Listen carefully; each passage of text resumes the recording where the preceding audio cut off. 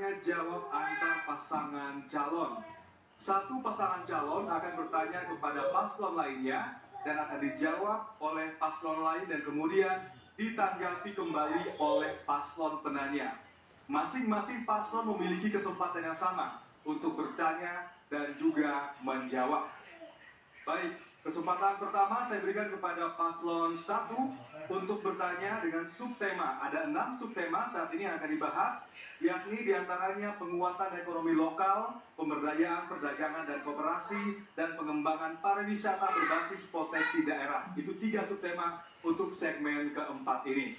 Baik, paslon 1 silakan bertanya, ajukan 1 pertanyaan yang akan dijawab oleh paslon 2 dan juga 3 secara berurutan. Waktunya untuk bertanya adalah 1 menit, Pak. Silakan. Pertumbuhan ekonomi di Kabupaten Solok pada tahun 2022-2023 mengalami peningkatan. Hal yang sama, jumlah penduduk miskin di Kabupaten Solok juga mengalami peningkatan. Yang kami tanyakan adalah, kenapa sampai demikian? Tolong dijelaskan. Terima kasih. Baik, masih ada waktu, apakah ada tambahan? Cukup, baik, timer kami hentikan. Paslon 2 silakan menjawab pertanyaan dari paslon 1. Waktu untuk menjawab adalah 2 menit.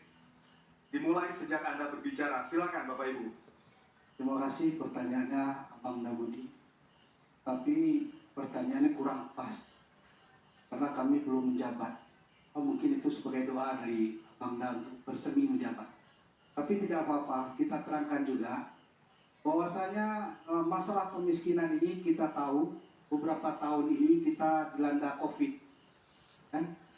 Dengan 3,5 tahun pemerintahan kabupaten sebelumnya, kita dapat memahami angka itu bisa turun karena 2 tahun kita dilanda COVID. Bagaimana perekonomian tidak jalan, itu tidak hanya di Kabupaten Solok saja, seluruh dunia. Dan alhamdulillah ada trigger yang bisa membuat bertahan Kabupaten Solok adalah pertanian yang tetap berjalan. Mudah-mudahan ini akan selalu kita tingkatkan ke depan, bagaimana pertanian Kabupaten Solok sebagai penyangga perekonomian untuk APBD dan kemaslahatan rakyat Kabupaten Solok. Baik, masih ada waktu 1 menit. Ada tambahan? Karena sektor pertanian menyumbangkan 33% itu. Maksudnya itu selain dari pertanian, mungkin nanti dengan pariwisata dan UMKM itu akan lebih kita tingkatkan, karena pertanian ini ada masalah nantinya pengurangan lahan pertanian seperti itu. Maka kita harapkan sektor pariwisata dan UMKM itu ini akan lebih dapat meningkatkan perekonomian masyarakat Kabupaten Solok depan. Baik, cukup Bapak Ibu? Cukup ya? Baik, timer kami hentikan. Berikutnya paslon 3 silakan menjawab pertanyaan dari paslon 1. Waktu untuk menjawab adalah 2 menit. Baik, terima kasih. Pertumbuhan ekonomi kita betul naik ya. Berdasarkan angka kita di tahun 2021, 2022 dan 2023 cukup signifikan naikkan di atas 1%, tetapi memang masih di bawah. Artinya apa? Dengan pertumbuhan ekonomi Kabupaten Solok yang cukup menaik ini, kenapa masih banyak warga kita miskin? Artinya tentu disinilah peran penting pemerintah daerah ke depan. Bagaimana memperhatikan di segala sektor, di segala bidang sekaitan dengan ekonomi masyarakat kita di wilayah. Kaitan penambahan permodalan, akan menghentikan persoalan-persoalan yang menjadi jamur di tengah-tengah masyarakat. Ini menjadi persoalan kita ke depan. Artinya Pak, untuk meningkatkan bagaimana perekonomian masyarakat ke depan, selain kita beri mereka pendidikan terhadap penaikan ekonomi mereka dengan pelatihan-pelatihannya, baik pelatihan pertanian, pelatihan banyak hal yang lain, pelatihan pertanian dan lain-lainnya. Nah disinilah letaknya sebetulnya kita pemerintah daerah, bagaimana kita bisa meningkatkan ekonomi masyarakat kita di bawah. Ya, kan dorongan APBD kita membantu bagi masyarakat kita atau warga kita yang lemah ekonomi. Silakan kita tambahan Pak. Baik, memang betul Kabupaten Solo berdasarkan data BPS, Badan Pusat Statistik Nasional, tahun 2023 itu pertumbuhan ekonomi kita tuh cuma 4,36%. Dari segi peringkat kita nomor 14 dari kabupaten kota. Dari 19 kabupaten kota dan Solo itu nomor 14. Memang nggak jauh kita tertinggal. Kemudian yang kedua terkait dengan masalah tingkat kemiskinan. Ini lebih parah lagi. Kita nomor 17 dari 19 kabupaten kota. Untuk itu apa yang kita lakukan? Tidak semua sektor terkait dengan peningkatan ekonomi kita perbaiki. Baik. Termasuk salah satunya adalah Waktunya pelayanan habis. publik Terima kasih dipermudah. Paslon 3. Selanjutnya Paslon 1 silakan memberikan tanggapan atas jawaban dari Paslon 2 dan juga 3. Waktu untuk menanggapi adalah 2 menit dimulai sejak Anda berbicara. Bagi kami adalah kenapa pertumbuhan ekonomi Kabupaten Solo itu bisa meningkat dari 2022 ke 2023, namun sebaliknya jumlah penduduk miskin juga meningkat. Menurut kami adalah karena kebijakan yang salah terhadap pengelolaan keuangan daerah dan kebijakan terhadap pembangunan daerah. Di mana ketika kebijakan pembangunan kepala daerah mengutamakan sekelompok orang, maka pertumbuhan ekonomi akan bisa dengan cepat meningkat. Namun sebaliknya, ketika kebijakan kepala daerah tidak berpihak kepada rakyat-rakyat kecil, sehingga ini yang menyebabkan tingginya jumlah kemiskinan. Kalau kami jadi bupati nanti, kami akan mendorong pertumbuhan ekonomi bagi masyarakat, mulai dari pengadaan pupuk kepada pupuk subsidi kepada daerah-daerah. Kami akan memberikan harga yang sama mulai dari Solo bagian utara sampai dengan Solo bagian selatan sampai ke Sungai Abu. Itu kita akan berikan harga yang sama terhadap harga pupuk, tidak ada berubah-ubah lagi.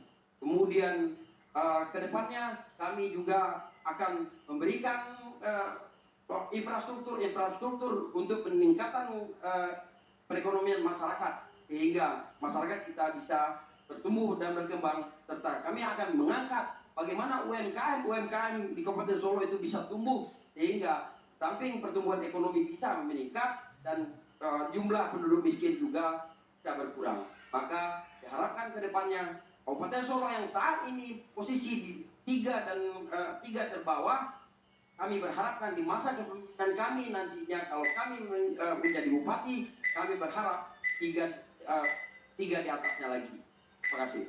Baik, terima kasih Paslon 1 atas tanggapannya. Kesempatan berikutnya saya berikan kepada Paslon 2 untuk bertanya. Ajukan satu pertanyaan kepada Paslon 1 dan juga 3.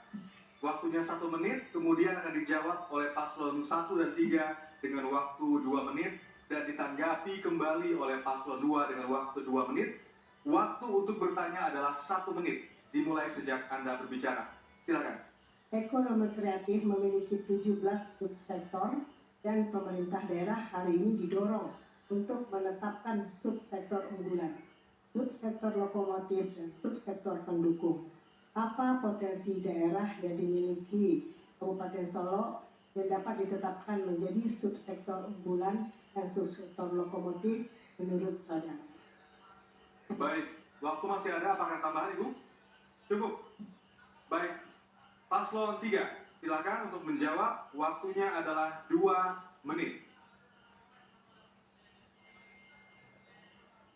Paslon 3, silakan untuk menjawab.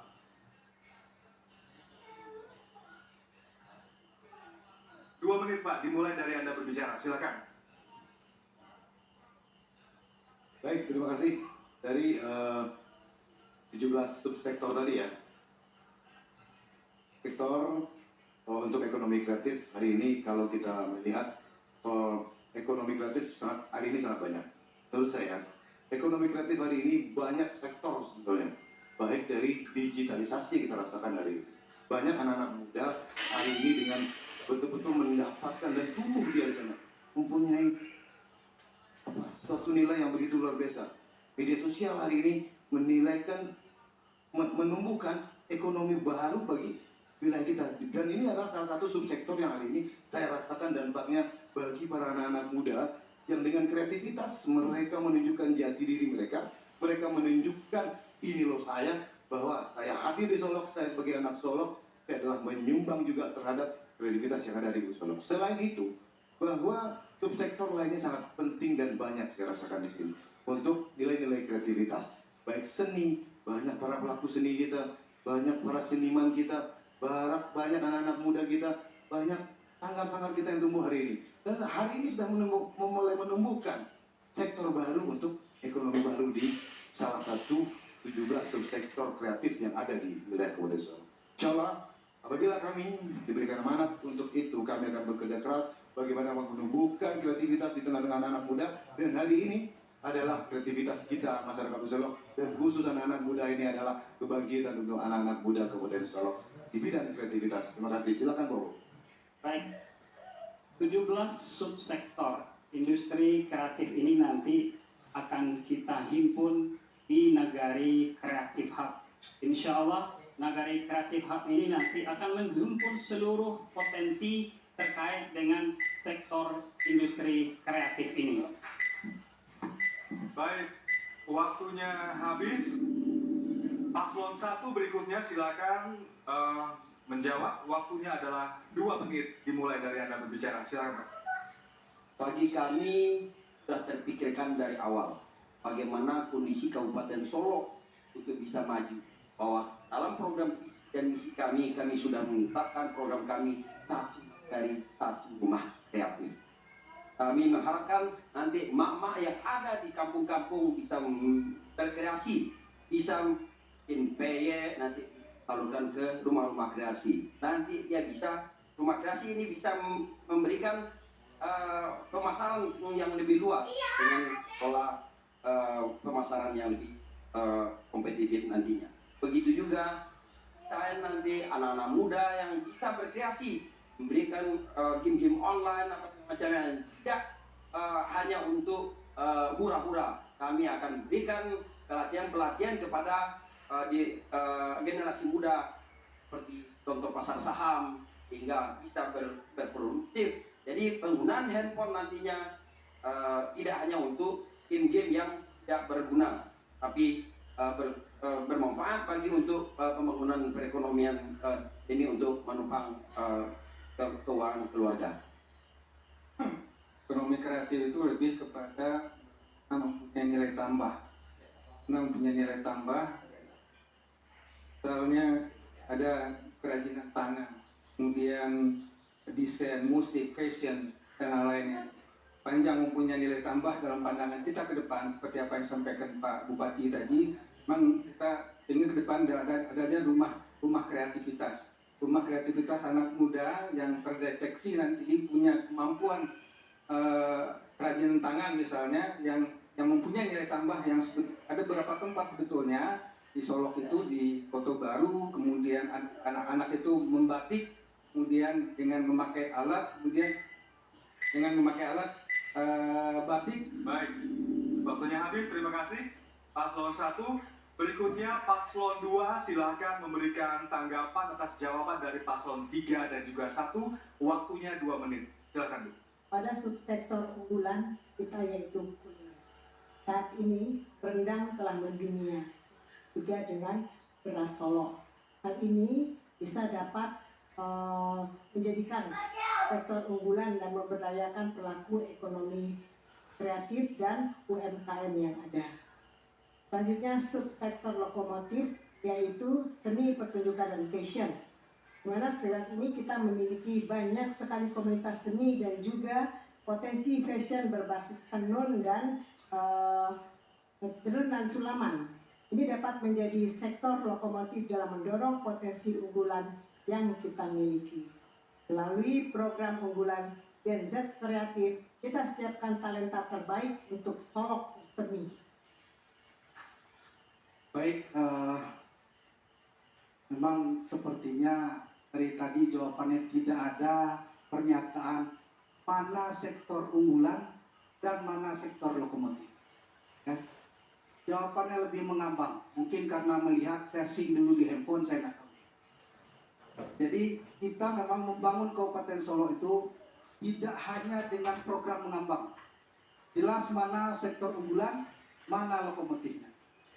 Pasangan Bersemi hari ini mempunyai program unggulan sektornya dan juga lokomotifnya. Tadi sudah disampaikan oleh Bu Bupati bahwasanya ada banyak tenun sudah ada di Sungai Lasi.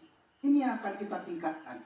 Bagaimana nanti hasil makanan tadi, Kabupaten Solo sudah ada rumah packaging, kan? Tidak ada di kabupaten lain, hanya ada di Kabupaten Solo. Ini akan kita tingkatkan ke depan untuk meningkatkan PAD dan penghasilan masyarakat Kabupaten Solo. Terima kasih.